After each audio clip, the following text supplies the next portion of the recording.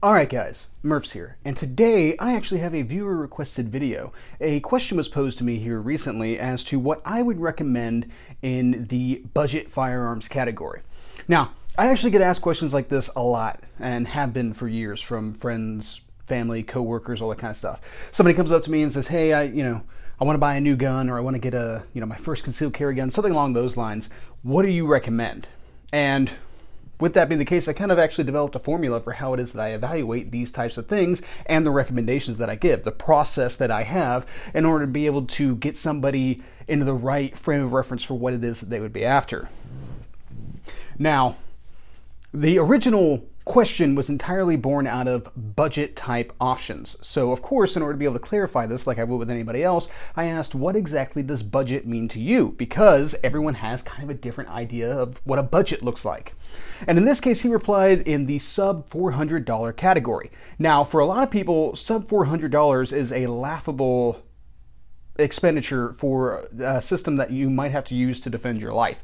However, it's important to keep in mind that not everybody has the same finances. Not everyone has the same financial setup. And sometimes you might have to rely on a sub $400 handgun to protect yourself. Now, in general, whenever I get in these types of conversations with people, I break down what it is that they're after. So I asked a couple more questions as to what it was that we wanted to get out of this particular sub $400 firearm. And what he replied was that he wanted something that would be for self-defense, new and used options in the sub $400 category, the budget category as he called it. All right, so now I know I'm looking for self-defense handguns. I am going to give recommendations both new and used, and he was also looking for handguns and long guns. So I actually am going to break this video down into a couple of different categories here, guys. First off, we're going to have new handguns, then we're going to go into used handguns, and then we're going to kind of roll new and used long guns into the same category overall. Now, a couple things that go into this process to begin with. Keeping in mind, like I already mentioned, not everyone necessarily has the same budget. There are a lot of reasons that somebody might have to buy a fairly cheap firearm and depend on it for self-defense. A lot of people might say, well, then just, save up your money or something like that in order to be able to get the gun that you actually want. But there are an awful lot of people who might be living in situations where they are actually concerned for their safety and they need a functional firearm as fast as they can get a hold of one. We've seen that in the past couple of years. So it's not outside of the realm of possibility that somebody may not be able to wait to ferret away money in order to be able to get a more expensive firearm. And there are tons of companies out there that are trying to make the most inexpensive and still good firearm that they can in order to be able to arm those people who don't have a lot of money, who cannot afford $1,000 handguns in a acceptable amount of time in order to actually be able to ensure their own safety. These are people that are categorizing safety super high, being able to defend themselves and their family is foremost in their mind, but their budget doesn't allow them to get the thing that they actually want. So now they have to turn to these cheaper options. There's nothing wrong with that. It's completely understandable to have circumstances stacked against you in that way. You just got married, you just started having kids, your car crapped out on you, whatever it is that may happen to your financial situation that makes it that you can't buy a $500 gun. So now we've kind of got the scope of what it is that we're talking about. We know that we're looking, since we're kind of talking about the budget category, I'm also going to put myself in the frame of reference of somebody who's not necessarily looking to have more than one handgun. So he's not looking for something that's a concealed carry gun and also maybe something larger for a home defense bedside type gun. So in that case, what would I recommend for that person? And that kind of puts us in the frame of reference of a compact type handgun. It's kind of difficult to get that Goldilocks type setup, something that's perfectly good for both concealed carry and home defense, because I consider there to be different attributes that make those guns really stand out in their own rights. I actually have a video on bedside guns, which if you're interested in that concept, go ahead and check that out. You can get a better feel for where I'm coming from when I describe what it is that I want out of a bedside gun, but I do want a larger overall platform, something that is a little heavier so that I can better maintain recoil. It's gonna have more capacity because I have it on a bedside. I'm not necessarily carrying it all the time. When you try to combine that with a carry gun, you lose a lot of those options. I also want it to be able to mount a light because being able to identify a target is an important aspect of this. Now, there's a lot of discussion out there over whether or not you should have a weapon-mounted light to be able to identify targets, that there are a lot of things that you want to illuminate that you don't necessarily want to point handguns at. However, in this scenario, we are looking at being able to have the option to both illuminate and engage. So I don't necessarily want to get into light techniques as the discussion as much as look at having pistol options that do give the user the opportunity to be able to mount a light should they choose to do so. Now, also in this case, so we know we're looking for kind of a Goldilocks compact type gun. We're looking for light accessibility and a little bit higher capacity if we can achieve it, and the 9mm cartridge. Now, this might be a little bit controversial as well. However, 9mm ammunition is generally more accessible and less expensive. Now, even with the recent ammo shortage, yes, 9mm was the first thing to disappear off the shelves, and it was also the first thing to skyrocket in price. However, it was also the first thing to come back to shelves, and at least in my area, it's been trending towards less expensive, whereas 40 Smith & Wesson 45 ACP, those have not necessarily come down in cost, and though they didn't necessarily fly off the shelves as fast, when they came off the shelves, they stayed gone. There are an awful lot of cartridges in my own collection that I'm still having trouble finding, and when I do find them, they are quite expensive. 7.65 Argentine has really got me in a way right now. I'm having difficulty being able to find that ammunition without, and I'm gonna have to pretty much order it off the internet and probably pay more than what I actually want to pay for that cartridge. But I digress. Let's get back on the subject here. So 9mm, accessible, relatively inexpensive, easy to be able to stockpile whenever times are good, and then it also will come back in availability faster than other cartridges because it is popular. All right, so now we've kind of outlined what it is that I'm thinking about whenever it is that I appraise this. We've got our budget, we've got our intent, and then we've also got some of the features that I'm looking for. So what recommendations do I make? Now, guys, I generally break recommendations into groups of 3. So the first recommendation that I make is something that I think is 100% the best option for what has been discussed, and that's assessing, whatever person's overall experience level or any of those types of things, which I didn't necessarily get into a lot in this particular conversation with this gentleman, but it is something that I would normally pursue in my kind of questioning process whenever I'm having this conversation with friends, family, coworkers, whatever. So this is the option. I'm like, this is probably the best overall based on all of these other factors. And what I selected first off is the Janik series of pistols. Now, real quick, little aside here. Janik, as far as I understand, is the proper pronunciation. However, the more common pronunciation is Canik. And at this point, we've probably reached a certain level in the United States where colloquialism has taken over and the pistols are pretty much known as Caniks. But I'm probably going to use the terms interchangeably overall. We'll see how it goes in this discussion. However, these seem to be excellent handguns, and you can find them in a wide variety of configurations. You can find different barrel lengths, you can find different sights, color combinations, they have an RMR capable option, all these different types of things. There are a ton of options in the Janik line, and they're affordable. A lot of them are under $400, and if you spend enough time searching, you'll probably be able to find the one that you want in the under $400 range.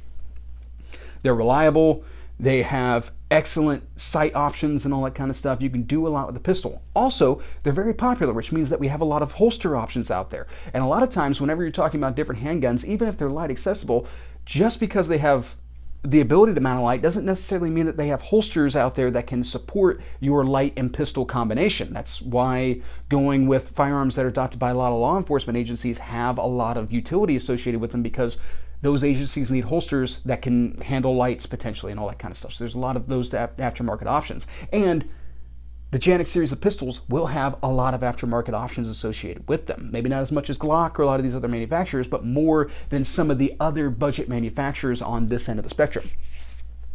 So that makes Janik pistols very enticing. And I could absolutely understand why someone would want to go ahead and get a hold of one of those pistols. They are very popular right now. You can find them all over the place as well. They're very accessible. All right, so that's kind of the safe option there. What is the second? What's the category for the second pistol, or the second option that I most often throw out? Well, that's what I consider to be a less interesting option, but it's still very popular out on the market. It has a lot of pros and cons associated, very positive feedback and reviews and all that kind of stuff. So this is something that I myself would not necessarily pick, but I could understand someone being interested in it. And in this case, I went with the Smith & Wesson M&P Shield EZ9. Now, this might be a little bit of an unpopular opinion. I don't care for the EZ9 myself. However, I can understand how it would be enticing to somebody else. You can find them for under $400. They do have actual physical safeties associated with them. You have both a grip and thumb safety, and the slide is exceedingly light, which is actually because of who the target audience for that particular pistol was, which was people with some sort of hand disability, arthritis, or the elderly, something along those lines. Somebody who would have issue being able to run the slide on most of your common duty pistols out there on the market. This handgun was developed so that they would be able to effectively function it and still have a semi-automatic handgun to be able to defend themselves with. And in this case, the EZ9 does a fantastic job of achieving that. Now, one of the issues with this handgun is that it is a single stack 8-round magazine, or a single digit capacity magazine. However, it's very thin, and it still has a light rail, so you can get lights on it, and you can also still conceal it relatively easily. So that might have some interest to somebody who's looking for that type of option. In addition to that, it's a little bit bigger than your average carry pistol while still being very slim, which means that you have a little bit wider sight radius and all that. Yeah, it'll make it a little bit easier to be able to kind of perform with it like a big gun while not necessarily being a super big gun. Now, one of the issues you might run into is light accessibility with different holster options. However, just because you have a light on it doesn't mean you have to have it on there all the time. You can have it on, you can have the light on it when it's on your bedside, then when you get up in the morning and you decide to start carrying it for the day, you can pop that light off of there and then conceal carry the handgun, or pursue custom options, which if you're having trouble finding a holster that you want, custom Kydex holsters are a cottage industry. You can probably find somebody who can get you the product that you need. It might be a little bit more expensive, it might take a little bit longer to get a hold of it, and those are things that you're gonna have to take into account whenever you go through this process. Now, the third option is what I consider to maybe be kind of fringe for the person that I'm recommending it to. Maybe something that's kind of off the beaten trail for them, but they might find interesting. And all of these are kind of meant to challenge each other in different ways. The third option, I spent a lot of time researching this before I decided to go with it, was actually the Beretta APX. That's what I would recommend as the third option here. Now, I actually have a full-size Beretta APX that I won in a competition a couple years ago. And as much as this would not have been a handgun that I chose for myself, it's kind of ugly, it's got these really weird kind of like angles and proportions and all this kind of stuff, this has been a fantastic handgun. I've taken it to competitions, I've taken it to classes and all that kind of stuff, and I have zero complaints with this particular handgun. It does everything it is that I need it to do. And they also make it in a compact, which you can find right now, looking around on the internet, I found it for between $350 and $385. So, fantastic options. This does utilize a chassis system so that you can swap out grip modules and all that kind of stuff and really change up a lot about the gun, be able to customize it to what you want. One of the issues with the Beretta APX is that these are not doing terribly well in sales, it would appear. So this hasn't necessarily caught on in the aftermarket, and you're pretty much stuck with getting stuff from Beretta, which means that prices are also kind of fixed as well. So those are some negatives about going with an APX, but as far as a reliable, capable handgun, you could do much worse than a Beretta APX. This is a kind of sleeper handgun, honestly. All right, guys, those are my recommendations for new handguns. What would I recommend in the used category? Many years ago, people would have recommended military surplus handguns out of the used category because they were so cheap and plentiful. So guns like the Tokarev TT-33 or the Makarov, or even this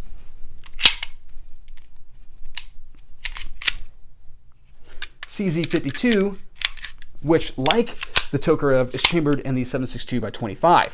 Now, one of the issues with going with military surplus handguns is a lot of them chamber kind of odd cartridges, and that ammunition is not always as available or inexpensive as you might want it to be. Like, I've had some issues in the last couple of years trying to find 7.62x25 Tokarev. However, when I was younger and I was 20 years old, shopping around for what my first defensive handgun was going to be, I was taking a very close look at guns like the CZ52 and the Tokarev TT-33 because they're so slim and they're still full-size handguns, so they should be relatively concealable. But you also run into an issue of holsters and all that kind of stuff. And they're not exactly modern handguns, so they don't have all of the most modern features, like the CZ52 still working off of a heel release and all that kind of stuff. So I would not necessarily recommend trying to utilize military surplus guns, especially since they've appreciated quite a bit in the past couple of years, and a lot of them are not under $400 anymore. What I would recommend would be police trade-ins, like the SIG P226 double action Kellerman that I actually launched the channel with. I'll post the link to this video as well. You can get a lot of police trade-in handguns for cheap, and they're not that far off of current trend. A lot of like Gen 3 Glocks, M&P 1.0s, a lot of SIG trade-ins as well are out there on the market, and they're available for under $400. Now, a lot of them are going to have finish wear. This gun has a lot of finish wear. However, functionally, it is sound, and it is just as accurate as any other service handgun. So this gun is good to go. It's just not pretty. Well, in this case, what are we more worried about, appearance or function? I am way more concerned about function, especially if budget is one of my limiting factors here. So I would absolutely 100% recommend any of the police trade-ins. Like, once again, when I was much younger, like 20 years old and all that kind of stuff, I was looking at a lot of Smith & Wesson third generation trade-ins because those were under $350 a lot of times and looked just fine, probably perfectly serviceable. Now, one of the great things with going with like Gen 3 Glocks and the M&P 1.0s and all that kind of stuff is that you have a thriving aftermarket that you can work off of. Tons of magazine options and sights, and go and get it Cerakoted and all that kind of stuff, or whatever it is that you want to do with the handgun. We'll talk about that more here after a little bit. That's going to be kind of part of my summary here before too much longer. So when it comes to used handguns, police trade-ins, tons of holster options and accessories and all that kind of stuff. Now, what about long guns? Long guns is more difficult because there's a lot of options that I want to see in a sub 400 category that I'm not seeing. So like AR-15s. Really, no one's producing a sub $400 AR-15. And in the past, a lot of the sub $400 AR-15s were not good. I would not recommend them anyway. It's even difficult to build a good AR-15 for under $400 right now. It's just that the market's not supporting it. And even finding used AR-15s is difficult to get into for under $400. However, this is very unusual for me to recommend this type of thing. All reports point that the high point carbines are excellent $265 carbines. Now, I don't particularly care for 16-inch barreled pistol caliber carbines. That's just not interesting to me. If I'm going to have that long of a gun, I'd rather have a actual full power or intermediate cartridge. But at under $300, it's really hard to turn your nose up if that's what your price point's at and you're looking for a long gun to be able to fight with. And all reports seem to indicate that they're reliable and, though ugly, well-constructed firearms. Now, for the most part, I think in the budget category, you really wind up looking at shotguns. Guns like the Winchester SXP, which is the updated version of the Winchester Model 1200, which, if you're interested in this gun, I've got content coming up in the next couple of months for it. The SXP comes in Defender models and all that kind of stuff, and you can definitely get your flavor of what it is that you're after for relatively inexpensive prices. Another option to look at would be something like the Maverick 88, which this shotgun, my 50 state legal truck gun, previously reviewed on the channel, came in for just over $200. And you can get ready-made Defender models and all that kind of stuff. Tons of options, as well as aftermarket accessories, as you can see, for the Maverick 88 shotgun. It's really just a even cheaper Mossberg Model 500. Just as reliable, just a little bit of difference in manufacture and some of the quality of parts, but not enough to diminish the overall capabilities of the weapon system. Those are my recommendations when it comes to new and used shotguns, primarily, or long guns in this case, is primarily looking at shotguns. And those shotguns are not necessarily my favorite defensive tool. They are still an effective defensive tool. There's a lot of options, there's a lot of capabilities that can be expressed in the shotgun. So that's kind of where my recommendations go there. Now let's kind of wrap it all up and bring it together. When we're looking at the budget category, we're generally looking at two different groups of people. One is a group of people who want to have a gun for protection, but they don't ever really do anything with it. They seldom take it to the range. They maybe put a box of ammunition through it a year, if even that much.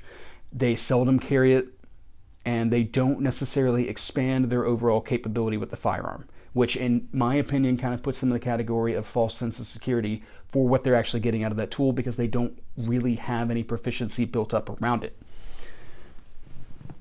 The other group are those who by circumstance cannot necessarily get more expensive options but still want to have a good tool to be able to defend themselves with, and who, when circumstance and money allows, will expand their capability. They'll finally be able to invest some money into the shooting sports, into the Second Amendment kind of community and all that kind of stuff, and progress themselves further. And any of the options that I outlined today would allow them to do that, would allow them to transition from that kind of budget setup into being able to actually push their proficiency. Now, I seldom see a lot of these guns or a lot of budget guns at competitions or classes or any of that kind of stuff. However, it does happen from time to time. I did see a Taurus G3 show up at a competition a couple months ago, and I was just at a class this weekend with a fellow who was shooting a Smith & Wesson Sigma, of all things. Now, he was shooting that because it was the only 9mm he owned, and he didn't want to train with 45 ACP, but he still brought out a very budget gun to a class. For the most part, I would be surprised to see budget guns there, but it does, like I said, it does happen from time to time. One of the greatest things about a lot of these options that I outlined is that you can grow with them. By having access to the aftermarket, being able to get different accessories and all that kind of stuff, you can, as you finally start to be able to go to competitions or courses and all that kind of stuff, and you progress your skill, that gun can continue to grow. And if you hit a point where you are growing beyond the capability of the gun, a lot of these options that I outlined would have some resale value, potentially, or trade-in value, potentially, so that you could get into your next option, so that you could continue to progress your skill overall. Or it would be perfectly acceptable to keep that gun around as kind of another training tool, another option, maybe a backup gun for courses and all that kind of stuff, while you now train around your new gun that you could finally invest more time, money, and effort into, because you finally hit that point in your finances. Just something to consider overall, guys. That's, I think, the key point, is that if you're wanting to get more involved in the shooting sports, if you're wanting to become kind of a gunfighter, if you will, which, if you're on this channel, I kind of hope that that's where you want to do. You're wanting to progress, you're wanting to build, you're wanting to advance yourself in this genre. I would definitely go with any of these suggestions along that thread. And that's the important end state, is that you're giving yourself the flexibility to be able to expand in the future. And that's what I try to capture with these options. All right, guys, I think that pretty much covered what I have on this particular subject. I hope you found this helpful, and aside from some channel updates, that's pretty much what I got. Have a good day. All right, guys, if you stuck around for channel updates, just so you know, Murph's Law is on Facebook, so if you want more interaction with this content and behind-the-scenes stuff and all that kind of stuff, go ahead and check the description. There is a link to the Facebook page, and look forward to seeing you there. All right, now, that's pretty much what I got. Have a good day.